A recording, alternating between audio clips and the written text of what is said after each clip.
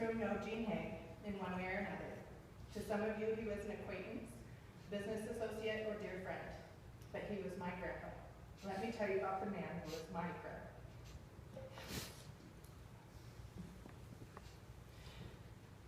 Grandpa Geno was the hardest working man I have ever met.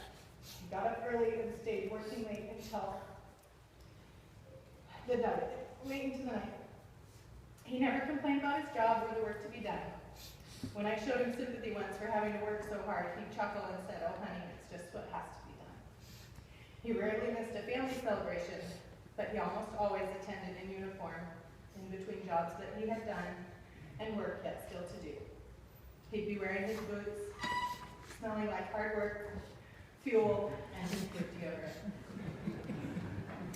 During our precious time at Hospice House with him, we had time to think about and reflect on a way to honor and celebrate our special Geno. We discussed his middle name was Francis, and St. Francis is his patron saint. When I went looking for some information about Francis, I learned how fitting it was. According to Catholic.org, from the very beginning of his life, everyone loved Francis.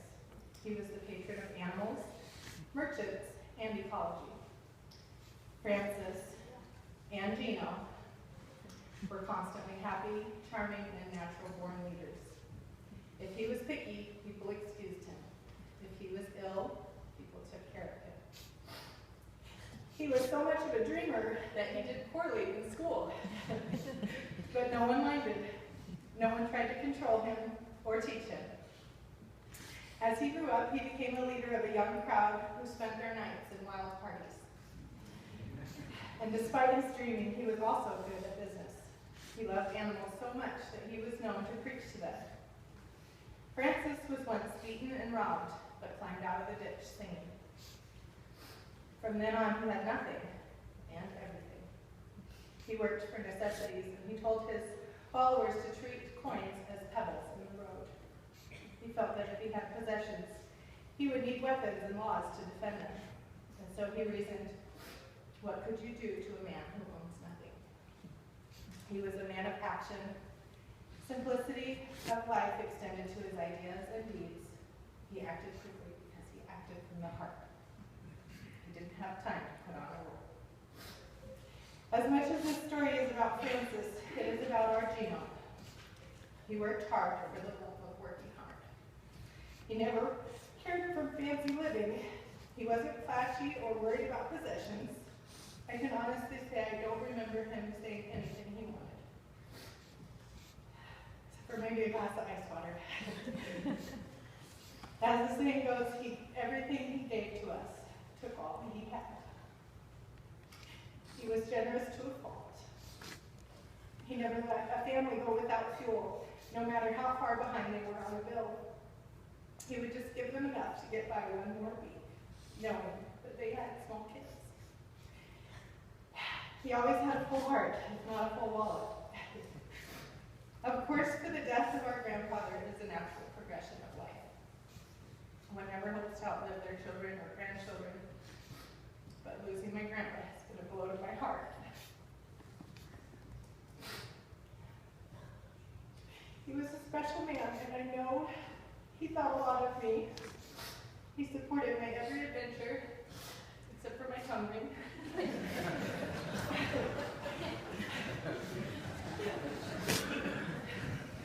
He never said much.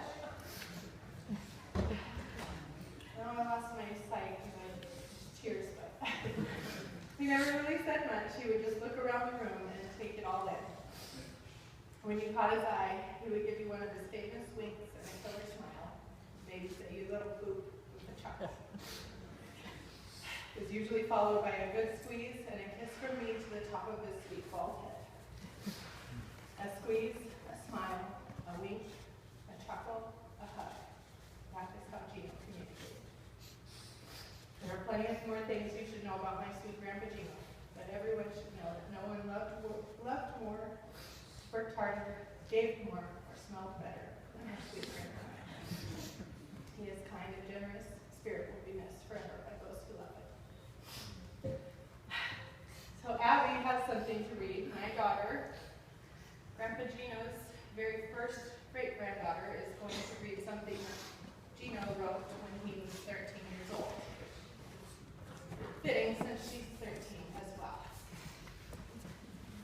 something we found in some of the stuff that Anna Marie gave to us. It's kind of a cute story. It's actually his biography as told by 13-year-old Geno.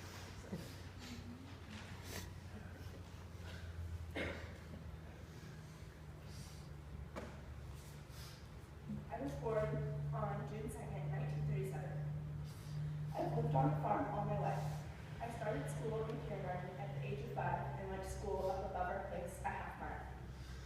I don't remember much that happened my first year of school, except one day after school I found one of my pets dead that I thought a lot of. It was a goat that I had. He would follow me to school every day just like a pet dog would. After we got there, he would turn around and go back home where he was supposed to. In the year of 1943, I started school in Toka at the Academy.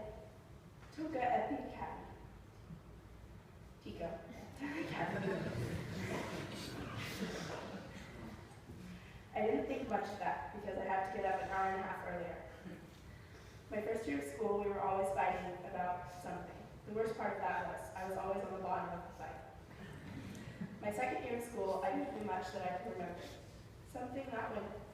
During that winter, one of our neighbors gave me a sled. It was about 10 years old when I got it. And then I kept it up until about a year ago. One day I was coming down the mountain and hit a tree with it and wrecked it for good. I thought I was wrecked for good too. I was home all the next day holding ice packs on my head. All the kids that were with me said that a bear jumped out in front of me. And that's what I did. The third year of school, some of us kids thought we had learned a new trick. At least we thought it was. We would fill a paper bag with water and run up to the fourth floor and drop it out the window on somebody's head. Of course, that never lasted long. One day we made a mistake and got a teacher instead of one of our school meetings. I guess that finished our fun for a while. My fifth year, I never cared much about school because I was sick 99 days out of the school year. I had the measles, chicken pox, and I can't remember what else I had that year. The next years, I wasn't doing so good because I missed too much school the years before. The teacher and my mother talked it over and decided I'd better go back to the 4th grade. At the academy, we never had any sports hardly because we didn't have a place to play at. Our gym wasn't half as big as our study hall. The school building had 4 floors in it. We have a ball field about 2 times as big as our basketball gym. In the 6th grade, I can't remember much what we did, except worrying about the stairs or something caving in on the building. We had some swings that were made out of iron pipes. One day, I was running out for a baseball. Someone had batted out over my head and hit one of the iron pipes. It put a cut in my head about an inches across. The doctor put 6 stitches in it. The end.